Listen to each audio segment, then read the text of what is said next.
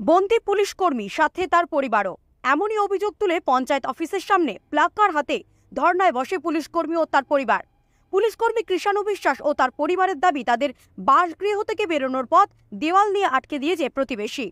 আর সেই রাস্তার দাবি নিয়ে বিভিন্ন অফিসে জানালেও মেটেনি সমস্যা। তাই বাধ্য হয়ে পঞ্চায়েত অফিসের সামনে ধর্নায় বসে তারা।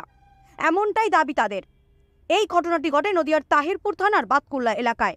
এই খবর পেয়ে ছুটে আসে পুলিশ এবং বাতকুল্লা 2 নম্বর গ্রাম পঞ্চায়েত প্রধান গোবিন্দ সরকার বিষয়টি খতিয়ে দেখে এই সমস্যা মেটানোর আশ্বাস দেন। ব্যুরো রিপোর্ট, বর্তমান ভারত।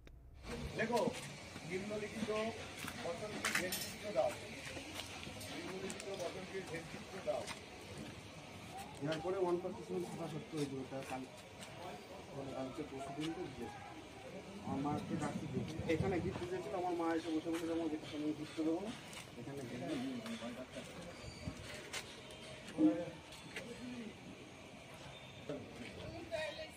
আপনি আমার আসলে আমি ভালো বলছি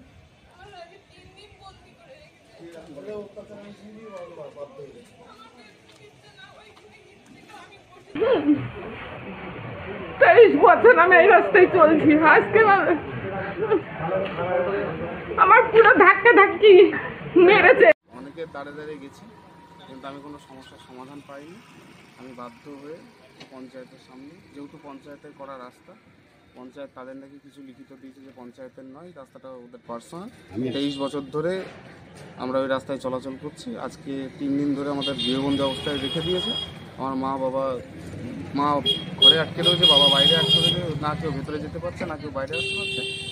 আমি শুধু সমস্যার সমাধান চাই। আমার যে এরকম অবস্থা হয়ে রয়েছে, আমার এখনও পর্যন্ত কেউ আমার পাশে এসে দাঁড়ায়নি, না প্রশাসন, না আমাদের এখানকার গণ্যমান্য ব্যক্তিরা। সবার দাঁড়িয়ে গেছে, কেউ আমাকে কোনোরকম সাহায্য করে। আমার দাবি, আমার বাড়ি রাস্তা সরকারি রাস্তা প্রাচীর দিয়ে ঘিরে দিয়েছে, পঞ্চায়েত নাকি কি লিখে দিয়েছে, তার ভিত্তিতে আমার দাবি রাস্তা খুলে দিতে হবে। আমার বাড়িওয়ালা গৃহবন্দী পড়ে রয়েছে, তার প্রধান বেরিয়েছে উল্টোপাল্টা বলছে। কী বলছে যে দরখাস্ত দেন। তা আমি যে এতদিন 20 দিন ধরে আপনার কাছে আসলাম, তখন তো বললেন না দরখাস্তর কথা। তাতে থানায় কালকে গেছিলাম, ওসি সাহেব উনি বললেন যে আপনার যেহেতু 147 ধারা করা আছে, আপনার যেদিন ডেট আছে ওই দিনকে আমি এখন অভিযোগ করুন। ঘটনাস্থলে আমি কালকেই গেছিলাম। উনি বলার পরে ওনাকে কালকে বলা হয়েছিল আপনি একটা লিখিত দরখাস্ত দিন, আমি 2-1 দিনের মধ্যে সমস্যা মেটাচ্ছি। উনি তা না দিয়ে আজকে ধর্না দেওয়ার পরে এটা দিচ্ছেন। এটা হচ্ছে ওনাদের বিগত 8-10 বছরের সমস্যা। রাস্তাটা ওনাদের দলিলে আছে এক সাইড দিয়ে, আর এরা বলছে ওই সাইড দিয়ে, এরা বলছে এই সাইড দিয়ে, কিন্তু দলিলে রাস্তা এই সাইড দিয়ে আছে। পরবর্তীতে ওখানে ধরো বয়স্করা বসে বলেছে যার জমি, যেটা এই সাইড দিয়ে রাস্তাটা হোক, সেখানে একটা রাপিং ম্যাপ আছে, ম্যাপে কারো সাইড নেই। তখন আমি তো আইনের ভিতরে যেতে পারি না, বাইরে।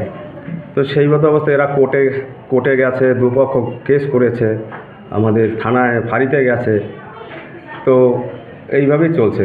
তো আমি কালকে ওদের বলেছি জন্য আচানক দেওয়ালটা তোলার পরে যে তুমি একটা লিখিত দরখাস্ত দাও, আমি এটা দেখছি কী করা যায় তাড়াতাড়ি। হঠাৎ করে প্রাচীর তুলেছে বলেই তো আমরা সেই সমস্যা মেটাচ্ছি। কেন সে তুললো, কী কারণে তুললো, দেওয়ালটা ভাঙার ব্যবস্থা করলো।